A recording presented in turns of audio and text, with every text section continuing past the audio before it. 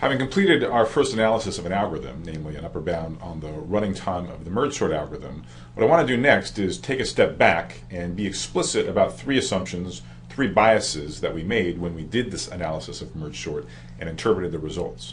These three assumptions we will adopt as guiding principles for how to reason about algorithms and how to define a so-called fast algorithm for the rest of the course. So the first guiding principle is that we used what's often called worst case analysis. By worst case analysis, I simply mean that our upper bound of 6n log n plus 6n applies to the number of lines of executed for every single input array of length n. We made absolutely no assumptions about the input, where it comes from, what it looks like, beyond what the input length n was. Put differently, if hypothetically we had some adversary whose sole purpose in life was to concoct some malevolent input designed to make our algorithm run as slow as possible, the worst this adversary could do is upper bounded by this same number, 6n log n plus 6n. Now, this sort of worst case guarantee popped out so naturally from our analysis of merge sort, you might well be wondering, what else could you do? Well, two other methods of analysis, which do have their place, although we won't really discuss them in this course, are quote-unquote average case analysis and also the use of a set of pre-specified benchmarks. By average case analysis, I mean you analyze the average running time of an algorithm under some assumption about the relative frequencies of different inputs. So for example, in the sorting problem, one thing you could do, although it's not what we did here, you could assume that every possible input array is equally likely and then analyze the average running time of an algorithm. By benchmarks, I just mean that one agrees up front about some set, say 10 or 20, benchmark inputs which are thought to represent practical or typical inputs for the algorithm. Now, both average case analysis and benchmarks are useful in certain settings, but for them to make sense, you really have to have domain knowledge about your problem. You need to have some understanding of what inputs are more common than others, what inputs better represent typical inputs than others. By contrast, in worst case analysis, by definition, you're making absolutely no assumptions about where the input comes from. So as a result, worst case analysis is particularly appropriate for general purpose subroutines. Subroutines that you design without having any knowledge of how they will be used or what kind of inputs they will be used on. And happily, another bonus of doing worst case analysis, as we will in this course, it's usually mathematically much more tractable than trying to analyze the average performance of an algorithm under some distribution over inputs, or to understand the detailed behavior of an algorithm on a particular set of benchmark inputs. This mathematical tractability was reflected in our merge sort analysis, where we had no a priori goal of analyzing the worst case per se, but it's naturally what popped out of our reasoning about the algorithm's running time. The second and third guiding principles are closely related.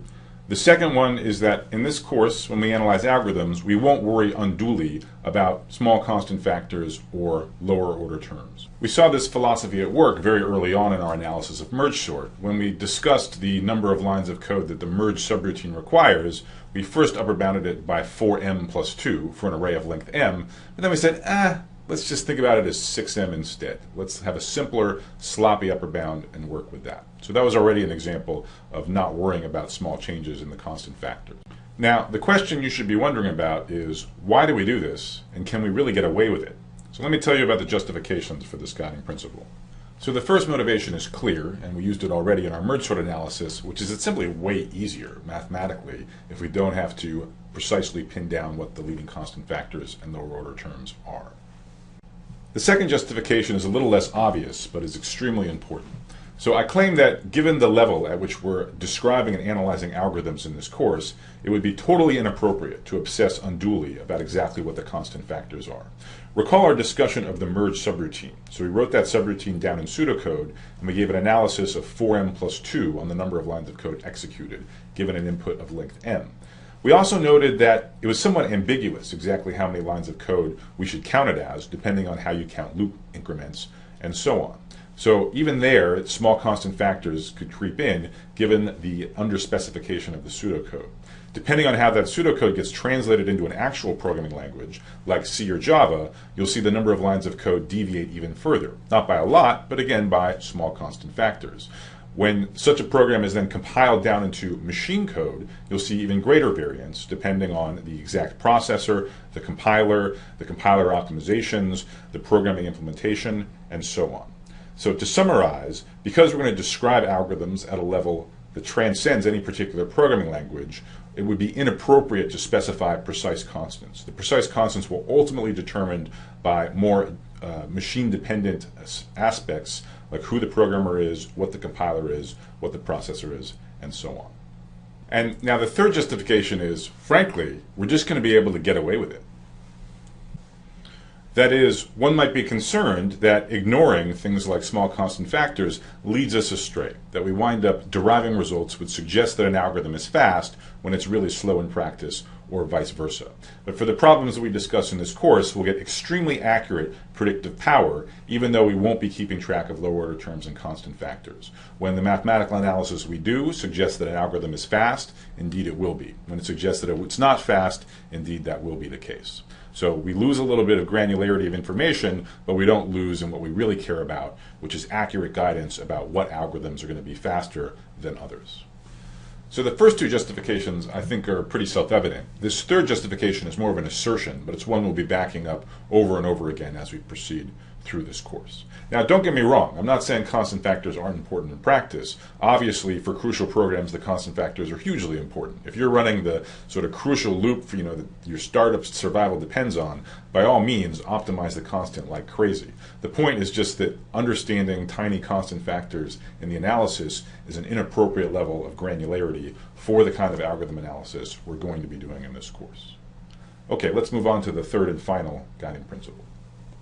So the third principle is that we're going to use what's called asymptotic analysis, by which I mean we will focus on the case of large input sizes, the performance of an algorithm as the size n of the input grows large, that is, tends to infinity. Now, this focus on large input sizes was already evident when we interpreted our bound on merge sort. So how did we describe the bound on merge sort? We said, oh, well, it needs a number of operations proportional, a constant factor times, n log n.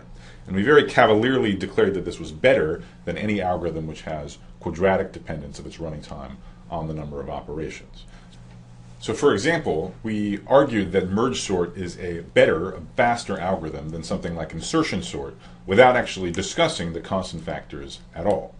So mathematically, we were saying the running time of merge sort, which we can represent as the function 6n log base 2 of n plus 6n, is better than any function which has a quadratic dependence on n, even one with a small constant, like let's say 1/2 n squared, which might be roughly the running time of insertion sort. And this is a mathematical statement that is true if and only if n is sufficiently large. Once n grows large, it's certainly true that the expression on the left is smaller than the expression on the right, but for small n, the expression on the right is actually going to be smaller because of the smaller leading term.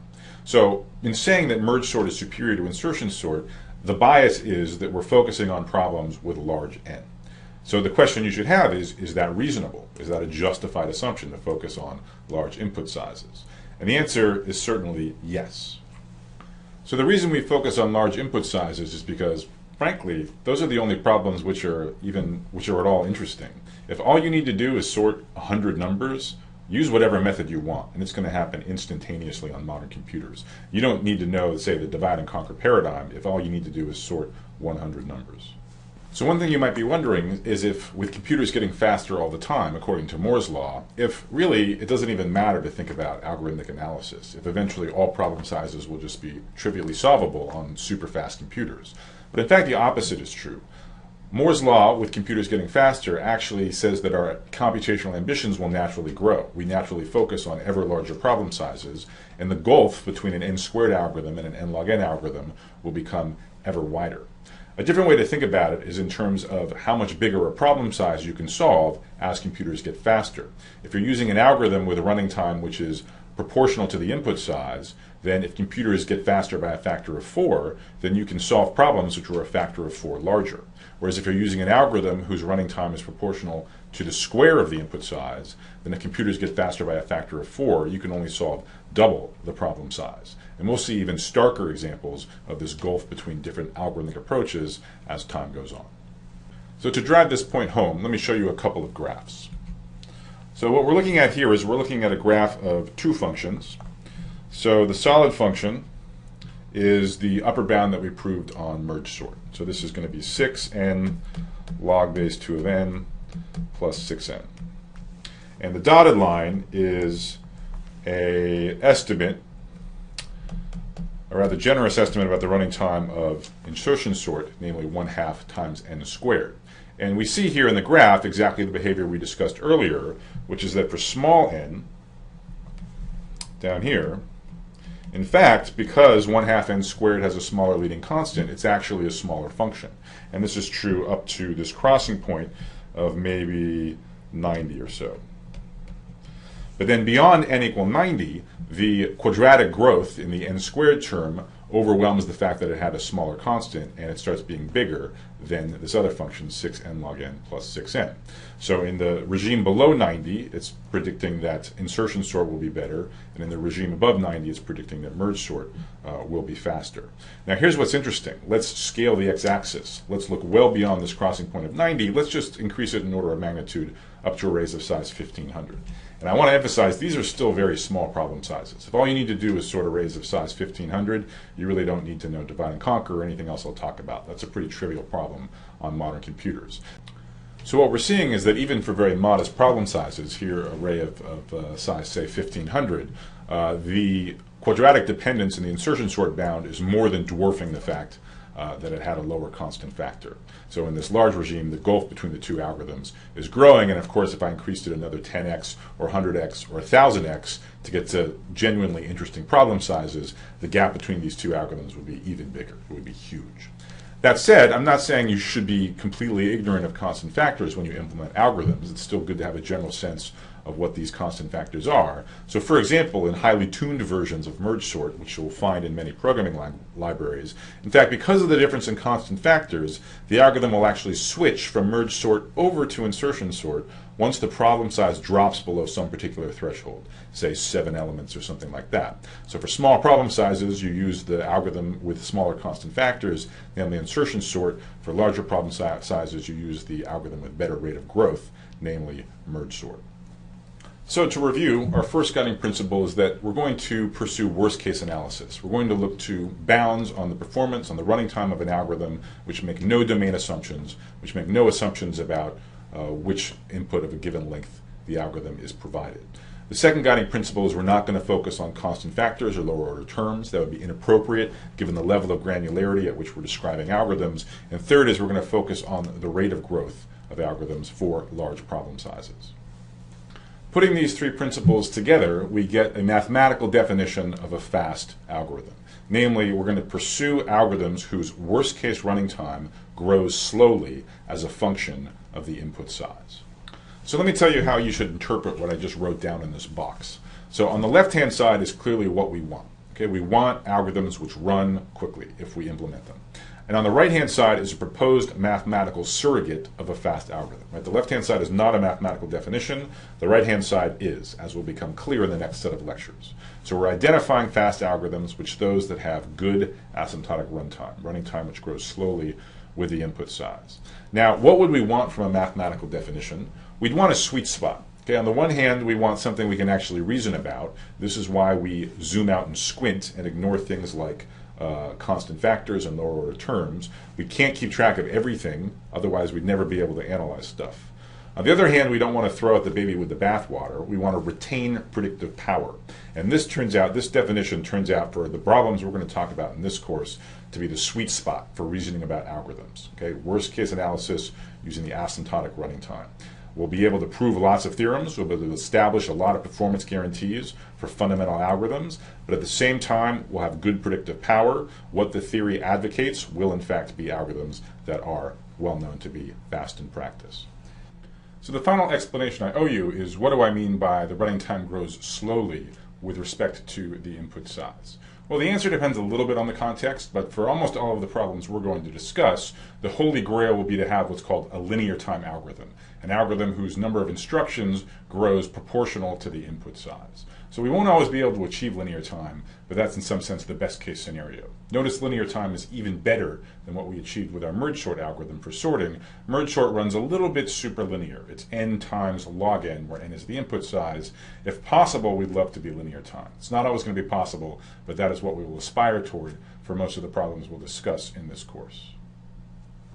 Looking ahead, the next series of videos is going to have two goals. First of all, on the analysis side, I'll describe formally what I mean by asymptotic running time. I'll introduce big O notation and its variants, explain its mathematical definitions, and give a number of examples. On the design side, we'll get more experience applying the divide and conquer paradigm to further problems. See you then.